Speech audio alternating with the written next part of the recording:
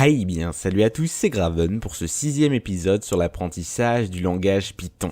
Dans la 5e partie, nous avions vu comment créer des boucles qui nous permettaient de répéter plusieurs fois les mêmes instructions tant qu'une condition était remplie.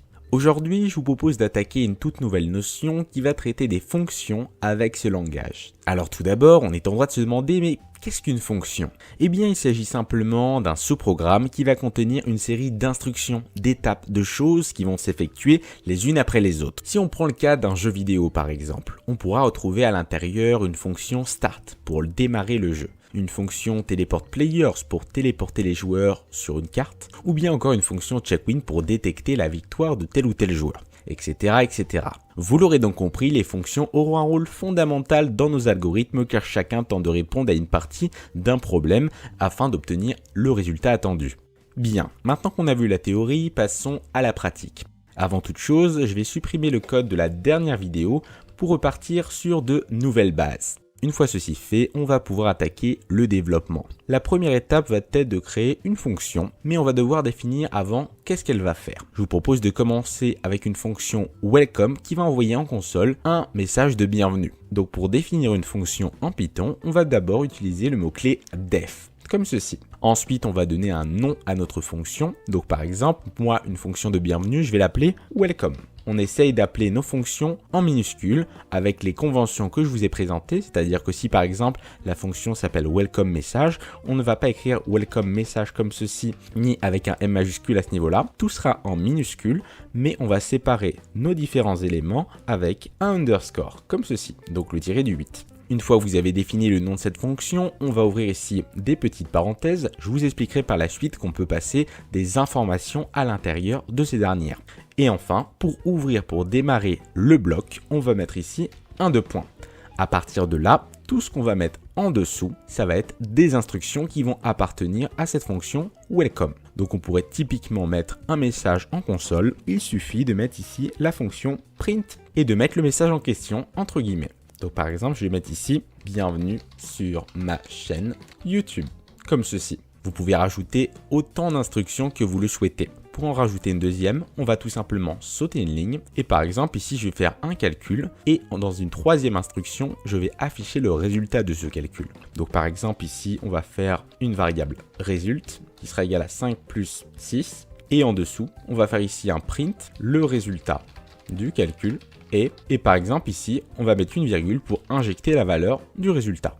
Super, on a donc créé notre première fonction. Maintenant, si je lance le script, il ne va rien se passer, étant donné qu'il va falloir appeler, déclencher notre fonction. Donc pour ce faire, vous allez vous mettre après la fonction et mettre ici welcome. Donc déjà, ce qu'on peut noter par rapport à ce premier test, c'est que si j'appelle ici la fonction welcome, naturellement, ça va effectuer chacune des instructions les unes après les autres. Attention toutefois, si vous appelez une fonction avant, ça ne va pas fonctionner, étant donné qu'il ne va pas la trouver. Il faut vraiment que, dans un premier temps, vous créez la fonction et après, plus loin dans le code, vous l'appelez. Ça ne marche pas dans l'autre sens. On peut également noter qu'il est possible d'appeler plusieurs fois cette fonction. Naturellement, si je l'appelle 3 fois, ça va effectuer 3 fois ce bloc d'instructions. Regardez, si je lance le script, j'ai bien ici 1, 2 et 3 fois ces instructions qui ont été effectuées. Donc ça fonctionne parfaitement. Super. Bien évidemment, si vous avez des questions, n'hésitez pas à les poser en commentaire. Bien, maintenant que ceci est fait, nous allons attaquer un autre aspect de cette notion. Donc soit vous supprimez le code qu'on vient de faire à ce niveau-là, ou alors vous pouvez faire un clic droit sur votre projet, My First Project, et faire ici New, Python File. Je vais l'appeler par exemple Year, comme ceci. On fait OK et ça va le générer. Bien, maintenant à l'intérieur de ce fichier Python, j'aimerais qu'on commence par créer une variable qui va stocker l'année actuelle. Pour ce faire, on va créer une variable qui va s'appeler year et qui va être affectée à la valeur 2018. Jusque-là, aucune difficulté, c'est ce qu'on a vu précédemment. Maintenant, à partir de cette variable, je vais créer une fonction nextYear qui va permettre de passer à l'année suivante. Donc pour ce faire, on va définir en haut une fonction qui s'appellera nextYear.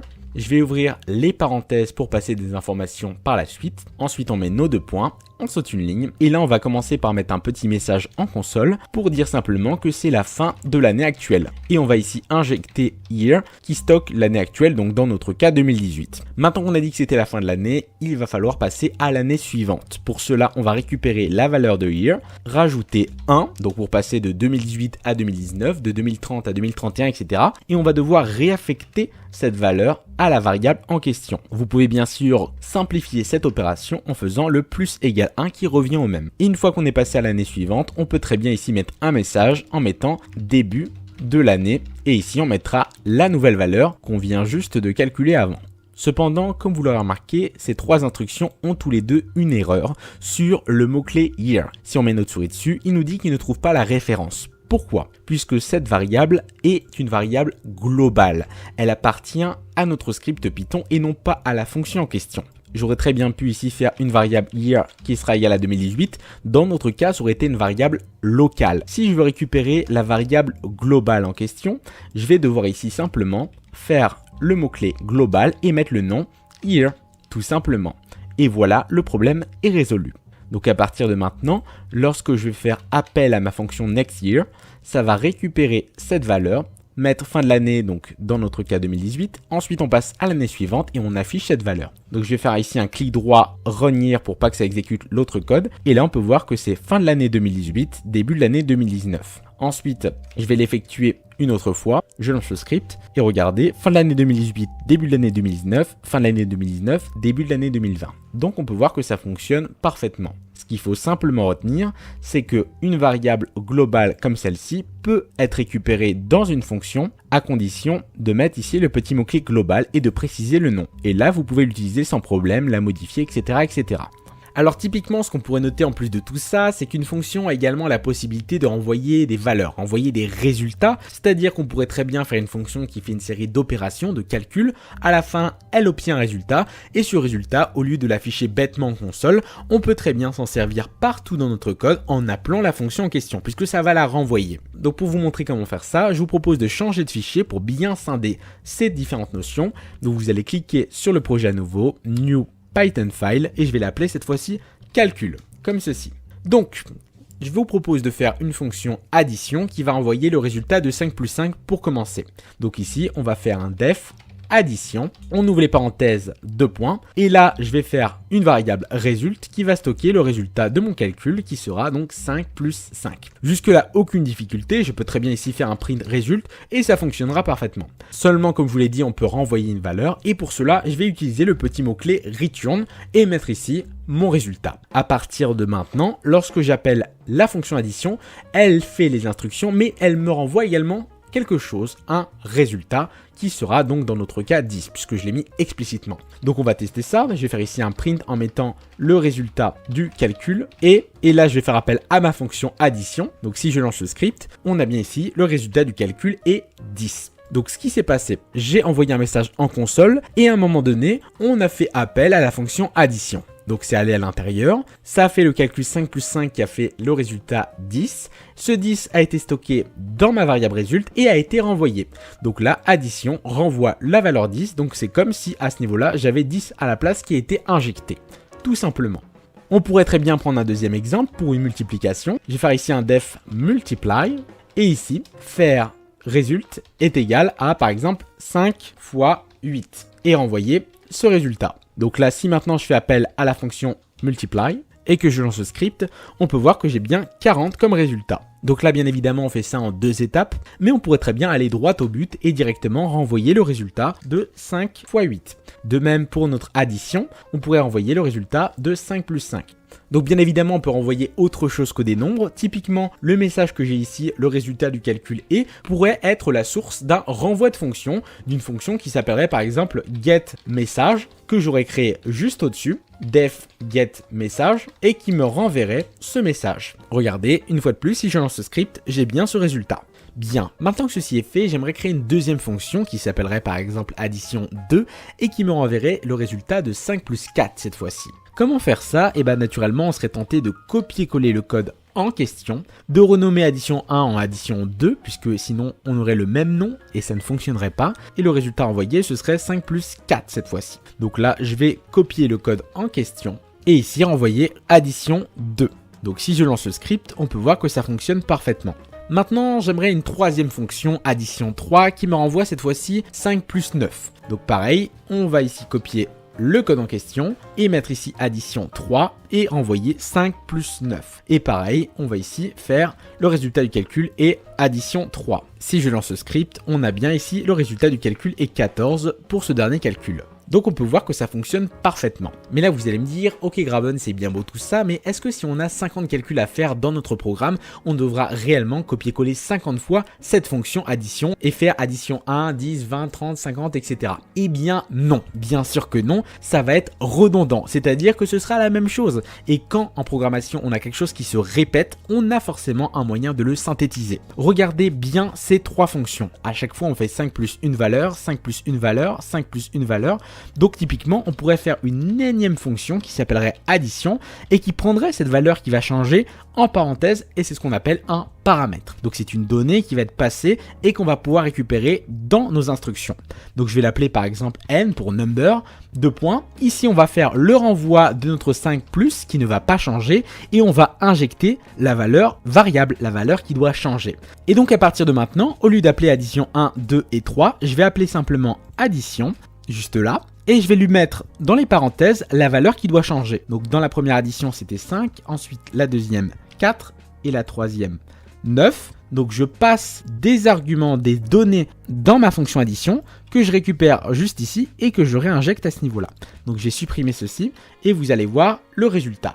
Super, donc maintenant si je lance ce script, on a bien ici le résultat attendu. Donc ce qu'il faut simplement retenir, c'est que lorsqu'on fait appel à une fonction, on est en droit de lui passer en parenthèse des données, des informations, ce qu'on appelle des arguments à ce niveau-là. Ces arguments seront ensuite récupérés ici, qu'on appellera des paramètres. Ces paramètres seront ensuite injectés au niveau de la fonction pour faire des calculs, pour faire différentes choses, différents traitements. Alors attention, lorsque vous créez une fonction qui nécessite obligatoirement un paramètre à ce niveau-là, vous allez être obligé de lui donner lorsque vous appelez la fonction. Si vous ne mettez pas ici l'argument, il ne va pas le trouver et forcément lorsque vous allez lancer le script, vous allez avoir une erreur, ça va vous dire l'appel de la fonction addition n'a pas fonctionné puisqu'il vous manque un argument. Pour tenter de résoudre ce problème, soit vous mettez la valeur comme indiqué, soit alors vous pouvez ici mettre une valeur par défaut. Par exemple, on va mettre ici 45. Si maintenant vous lancez le script, regardez le résultat. Comme vous n'avez donné aucun argument lors du premier appel de la fonction addition, il aura pris la valeur par défaut 45 pour n et il aura fait 5 plus 45 donc 50. On peut voir que la valeur par défaut a bien été prise en compte dans le calcul. Super, on en a fini avec cette notion de paramètres et d'arguments. Maintenant on va mettre ça dans un petit cas pratique pour voir comment ça fonctionne. Donc je vais supprimer ici le code en question et on va créer ensemble une fonction max qui va renvoyer le résultat le plus haut parmi deux valeurs. Donc on va lui donner deux valeurs en entrée, par exemple 45 et 12, il va nous dire 45 est plus haut. On va donner 500 et 1300, il va nous dire 1300 est le plus haut. Il va nous renvoyer à chaque fois la valeur la plus haute. Donc on va faire ça ensemble, mais si vous souhaitez le faire par vous-même pour essayer, mettez la vidéo en pause et on se retrouve juste après. Donc, on saute une ligne et on est parti. On va commencer par définir une nouvelle fonction qui s'appellera max et qui va nécessiter en paramètre deux éléments, la valeur de A et la valeur de B. À partir de ces deux valeurs, on va faire une vérification pour savoir si on doit renvoyer A ou B. On fait ici les deux points et c'est ici qu'on va commencer notre condition. Donc, si la valeur de A est supérieure à la valeur de B, ça veut dire qu'elle est plus grande. Donc, on va renvoyer que c'est A la valeur maximum. Sinon, on va renvoyer B. Si c'est pas l'un, c'est l'autre. Donc pour tester ça, je vais créer deux petites variables, une qui va s'appeler firstValue et qui va demander à l'utilisateur d'entrer en console la valeur de A, donc la première. Attention toutefois, parce que cette fonction input qui demande à l'utilisateur d'entrer en console une valeur va nous retourner du texte, alors que nous on veut un entier. Donc c'est très important ici de rajouter un int et d'englober le tout pour convertir ça en une valeur sous forme de nombre. On passe à la seconde valeur, second value, et pareil, int input, entrer la valeur de B, et là, la seconde. Maintenant qu'on a ces deux valeurs, il nous suffit tout simplement de créer une variable maxValue qui va faire appel à la fonction max, et là on va donner la première et la seconde valeur à cette fonction. Et après, il ne nous restera plus qu'à l'afficher la valeur max et là, on va mettre ici max value. Vous pouvez également sauter cette étape et directement faire ceci si vous le souhaitez. Donc c'est parti, on va lancer le script. Entrer la valeur de A, par exemple, je vais mettre 45. Entrer la valeur de B, 53. Et là, la valeur max est 53. Donc ça fonctionne parfaitement. Bien. Je vous propose maintenant de passer à la troisième et dernière partie de cette vidéo. On va traiter d'une notion qui est relativement rare mais que vous pouvez être amené à utiliser dans certains cas précis. C'est la notion, attention, de récursivité. Alors le nom peut paraître très compliqué mais c'est simplement dû au fait qu'une fonction puisse s'appeler elle-même. Je vais vous donner un cas précis et vous allez mieux comprendre et on peut même créer des boucles grâce à ça. Donc pour ce faire, je vais créer une dernière fois un dernier fichier Python que je vais appeler last par souci d'imagination. Donc typiquement ce que je pourrais faire à ce niveau-là, ce serait créer une fonction add qui prendrait en paramètre une valeur, un entier, que je vais appeler a. Cette valeur, je vais pouvoir l'incrémenter en ajoutant 1. Donc incrémenter, c'est passer à la valeur suivante. Donc 1 à 2, 2 à 3, etc. Ensuite, je vais afficher cette nouvelle valeur. Et pour déclencher cette fonction, comme tout à l'heure, on va ici faire add en donnant une valeur par défaut. Donc par exemple, je vais mettre ici 2. Donc je vais faire un clic droit sur last, run last. Donc pour l'instant, ce qui se passe, c'est que ça m'affiche 3. Pourquoi? Puisque comme je passe 2 en argument, ici j'ai la valeur 2. À cette valeur 2, j'ajoute 1, donc on passe à 3. Et cette valeur 3, je l'affiche en console. Grâce à la récursivité, je vais pouvoir à la fin des instructions rappeler cette fonction add en lui passant la nouvelle valeur qui vient juste d'être calculée. Par conséquent, qu'est-ce qui va se passer? On va faire add 2, donc ici on va avoir 2. On va rajouter 1, donc a sera égal à 3. On affiche a, donc on aura dans la console 3. Et le fait de rappeler cette fonction avec la nouvelle valeur 3 va permettre de recommencer le processus. Donc ça va boucler. On va avoir ici a égale 3, donc ici on va passer à 4 puisqu'on a rajouté 1. On affiche 4, ensuite on fait add en passant la valeur qui a été modifiée, donc maintenant on a 4, etc. etc. Donc j'exécute le programme et là regardez, ça va boucler et j'ai plein de valeurs dans ma console. Dans mon cas ça s'est arrêté étant donné qu'il y a une limite pour ne pas que le programme plante. Donc ça c'est vraiment le principe de récursivité. On appelle la fonction add, elle exécute des informations, ensuite elle se rappelle elle-même avec la nouvelle valeur qui a été calculée. Donc typiquement ce qu'il faudrait faire, c'est rajouter ici une condition pour vérifier que a soit bien inférieur à 10 pour continuer la récursivité. Donc ici je vais faire un coup de tabulation pour dire que cet élément se trouve à l'intérieur de cette condition. Si je reste comme ça, ça ne fonctionnera pas. Voilà. Donc si maintenant je lance le script, on peut voir que ça s'arrête maintenant à 10. Donc ça fonctionne parfaitement. Et bien voilà, on a fait le tour de cette notion de fonction. Bien évidemment, comme à chaque fin de vidéo, je vous propose de faire un petit travaux pratique pour vous entraîner sur tout ce qu'on a vu aujourd'hui. Donc le TP d'aujourd'hui, ce sera une fonction pour calculer le nombre de voyelles dans un mot, donc qui sera pris en paramètres. Donc d'abord, vous devrez définir une fonction getVowelNumbers qui va prendre en paramètre un mot, donc c'est une chaîne de caractères. Ensuite, vous allez créer un compteur de voyelles et pour chaque lettre du mot, vous vérifiez s'il s'agit d'une voyelle. Bien sûr, si c'est le cas, on ajoute 1 au compteur et à la fin de la fonction, vous allez renvoyer le compteur pour savoir le nombre de voyelles dans ce mot. Vous aurez bien sûr le corrigé du TP en description ainsi qu'un petit quiz pour vous entraîner sur cette nouvelle notion. Donc voilà un petit peu ce que je voulais vous montrer aujourd'hui. En tout cas, j'espère que cette vidéo a été assez complète pour vous. Si c'est le cas, n'hésitez pas à mettre un j'aime, à vous abonner à la chaîne si ce n'est pas déjà fait. On a dépassé 40 000 abonnés, donc je tenais à vous remercier tous un par un. Ça me fait énormément plaisir et ça montre que la programmation commence à être un sujet qui touche de plus en plus de monde. Allez, c'était Graven, ciao à tous et à la prochaine. Hey, hey.